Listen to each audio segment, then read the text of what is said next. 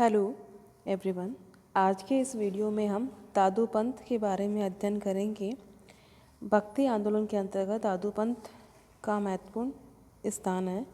संत दादू दयाल इस संप्रदाय के प्रवर्तक हैं। दादू का जन्म फागुन सुदी विक्रम संवत 1601 यानी 1544 ईस्वी को हुआ था, किंतु वे कहाँ और किस जाति में जन्मे, इस संदर्भ में विद्वानों में बड़ा मतभेद है।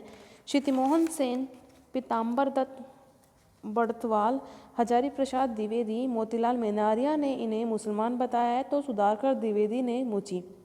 दादूपंथी इन्हें ब्राह्मण कुल में उत्पन्न मानते और माता का नाम बसीबाई बताते हैं, परंतु ब्राह्मण कुल में उत्पन्न होने की बात मोती सिंह के अनुसार उनके अनुयायियों ने उच्च कुल में जन्म सिद्ध करने के लिए फैलाई है। दादू के शिष्य रज्जब दादू की जाति धुनिया मानते हैं। डॉक्टर पेमराम ने भी इन्हें धुनिया ही स्वीकार किया है। इनका पालन पोषण लोधीराम नामक ब्राह्मण ने किया था। बताया जाता है कि उसने अहमदाबाद के निकट नदी में बहते हुए दादू को प्राप्त किया था।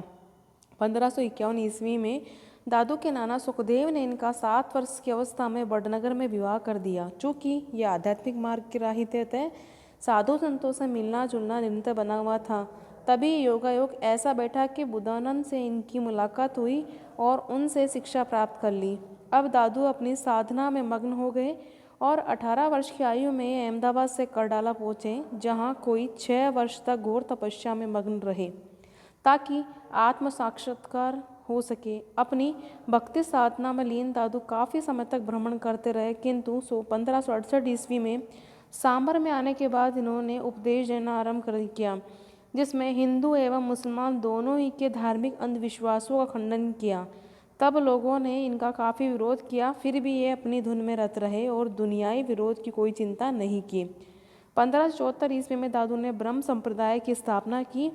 इसके बाद जीवन पर्यंत इसी संप्रदाय के विकास एवं प्रचार प्रसार में लगे रहे।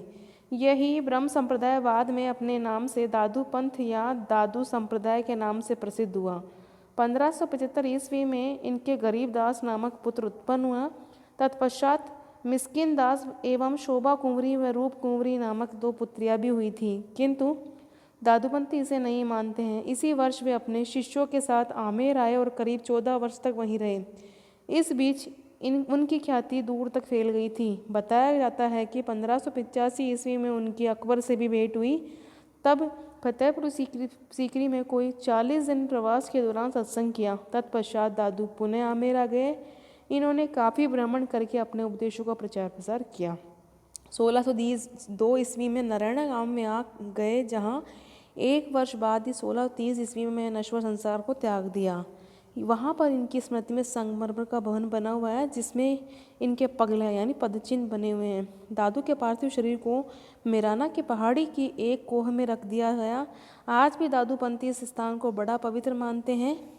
इनकी यादगार में ही प्रतिवर्ष फाल्गुन मास में एक बड़ा मेला भी लगता है, जिसमें इनके अनुयायी भाग लेकर दादू को श्रद्धा सुमन समर्पित करते हैं।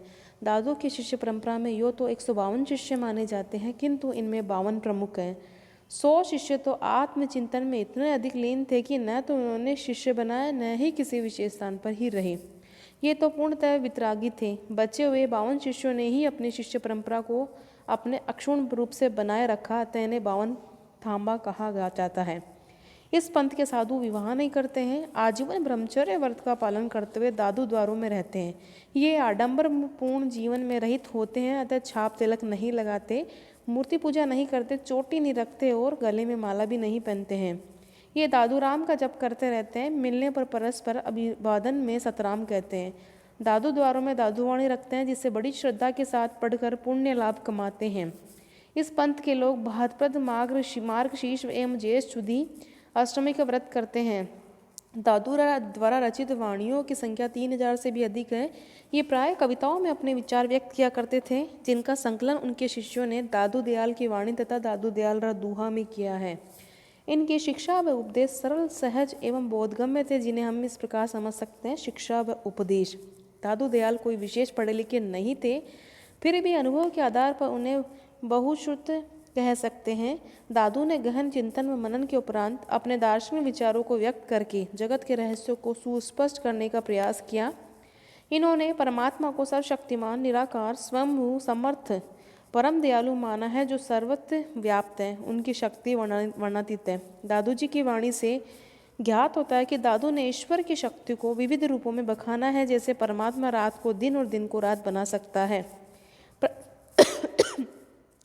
पृथ्वी को आकाश और आकाश को पृथ्वी बनाना उसे याद है, राई को पहाड़ और पहाड़ को राई, कीड़ी को हाथी और हाथी को कीड़ी, जल को थल व थल को जल में बदलना उनकी शक्ति में है। दादू ने जीव एवं ब्रह्म को भी एक मानते हुए बताया कि जब जीव माया या कर्मों के वशीभूत हो जाता है तभी ब्रह्म से दूर हो जाता है। माया का पर्दा जब तक गिरा रहेगा तब तक जीव ब्रह्म के साथ एकाकार नहीं हो सकेगा।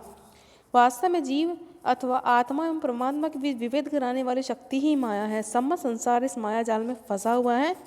दादू ने कहा, माया सांपणी सब डसे कनक कामणी होई, ब्रह्मा विष्णु महेश लो दादू बचे न कोई।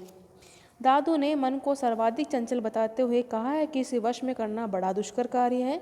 ब्रह्म को प्राप्त करने में वह चंचल मन ही सबसे अधिक बाधक होता है, क्योंकि यह मन चारों दिशाओं में बेल लगाम घोड़ों की तरह दौड़ता रहता है। यदि इस पर काबू पा लिया जाए तो ब्रह्म से सहज ही मिलन हो सकता है। इसी प्रकार से जगत के रहस्य को समझाया कि ईश्वर ही जगत का नियंता है, जिसने अपनी लीला के लिए इसकी रचना की है। सृष्टि के संदर्भ में इनका मानना है कि ब्रह्म से ओंकार की उत्पत्ति हुई है और ओंकार से पृथ्वी जल वायु आकाश एवं अग्नि 5 तत्वों की उत्पत्ति हुई। पंच तत्व से घट अथवा शरीर बना और जगत या संसार का प्रसार होता गया। दादू ने जगत तथा जगत के हर व्यवहार एवं संबंधों को झूठा कहा है, सिवाय परम पिता परमात्मा के सब झूठे हैं। अतः जगत में रहते हुए इस एक ही सत्य को प्राप्त करने के लिए प्रयास करना चाहिए। दादू बुद्ध की बातें जीते जी मोक्ष प्राप्त या मुक्ति प्राप्त कर लेने की बात सुझाते हैं। दादू शरीर की समाप्ति अथवा मृत्यु के बाद मोक्ष को स्वीकार नहीं करते हैं, वे इसे केवल पिंड मोक्ष मानते हैं। जीवन अथवा प्राण मोक्ष को ही दादू वास्तविक मोक्ष मानते हैं। वे कहते हैं कि इसी जगत में रहते हुए इसी शरीर में मुक्ति प्राप्त हो सकती है।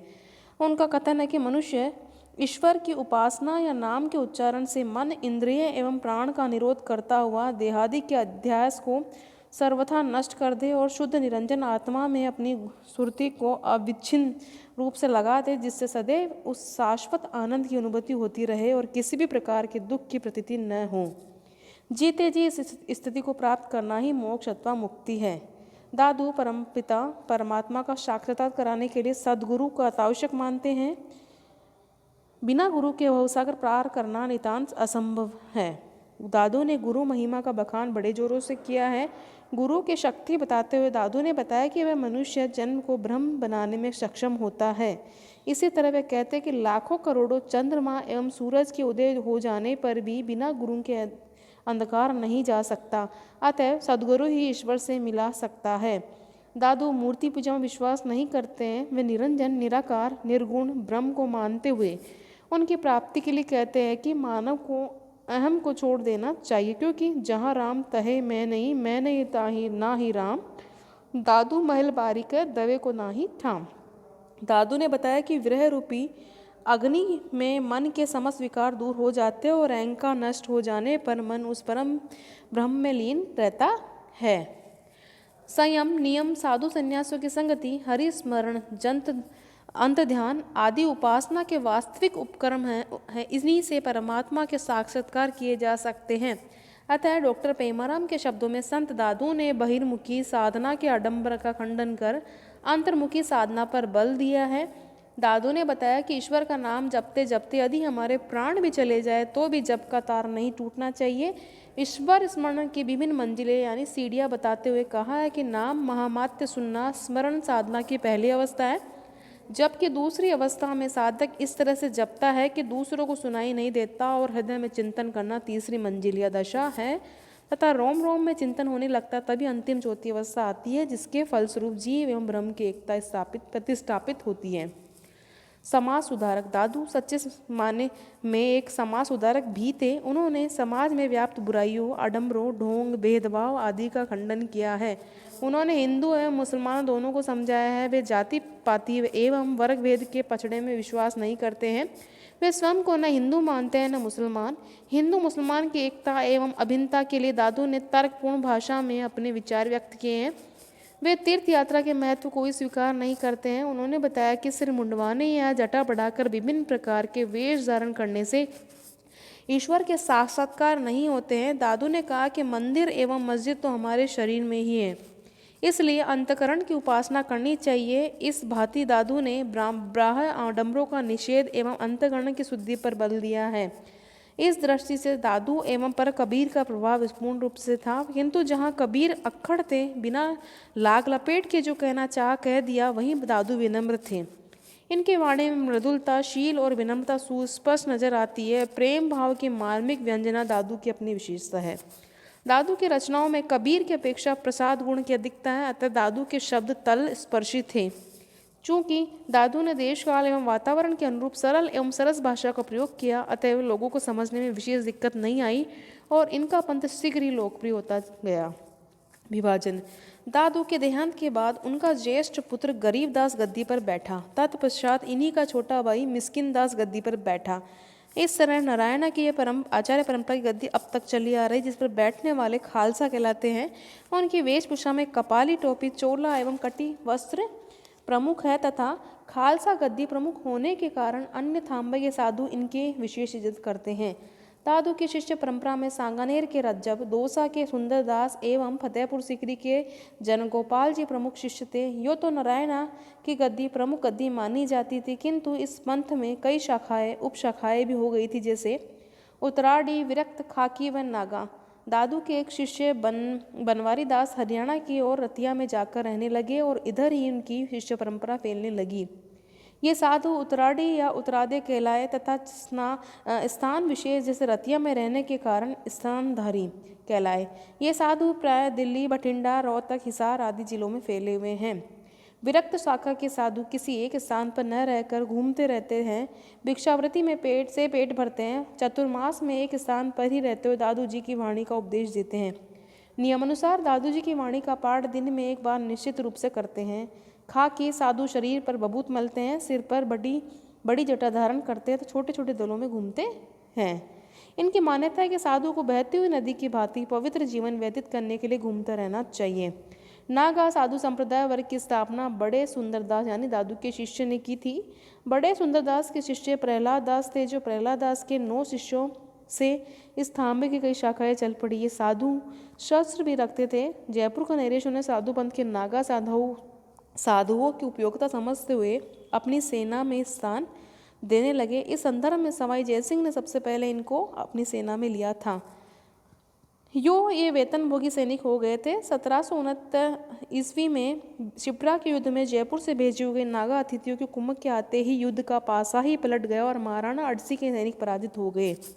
जयपुर के देखादेख जोधपुर वालों ने भी इन्हें अपनी सेना में रखना शुरू किया। इन राज्यों का नरेशों ने विशेष सर जयपुर वालों ने नागा जमात के लिए अखाड़े बनाने हेतु भूमि आदि अनुदान प्रदान किया, ताकि वहां से वे अपने शस्त्रों का अभ्यास आदि करके युद्ध के लिए सदे हुए रह सके। राजस्थान में नारायणा की प्रमुख गद्दी के अलावा आमेर, सांभर, भिराणा, करडाला, देवल, दौसा, निवाई, सांगानेर, मारोट, नागौर, मेड़ता, रुण, राजगढ़, बनाथला, सोबागपुरा, मांडलकर आदि स्थानों पर दादू द्वारा बने हुए हैं, जहां इस पंथ के संत रहते हैं। राजस्थान राज्य पूरा बिलखा बीकानेर में सुरक्षित श्यामलदास कलेक्शन नंबर 259, उदयपुर बख्शी खाना बही संख्या 221, जोधपुर के पट्टा बही, सनत परवाना बही नंबर 45, दस्तरी रिकॉर्ड आदि से ज्ञात होता है कि राजस्थान नरेशों द्वारा दादू पंथ के साधुओं तथा महंतों को समय समय पर भूमि अनुदान दिए गए हैं। इतना ही नहीं, जन सामान्य की दृष्टि से देखा जाए तो राजस्थान के प्रत्येक स्थान जाति एवं धर्म के लोगों ने, जिनमें मुसलमान एवं जैन भी हैं, महंत जी को भेंट आदि चढ़ाते रहे हैं, जिसका उल्लेख महंत जी की भइयों में देखने को मिलता है। आज भी राजस्थान में इनके मानने वालों की संख्या पर्याप्त रूप में देखी जा सकती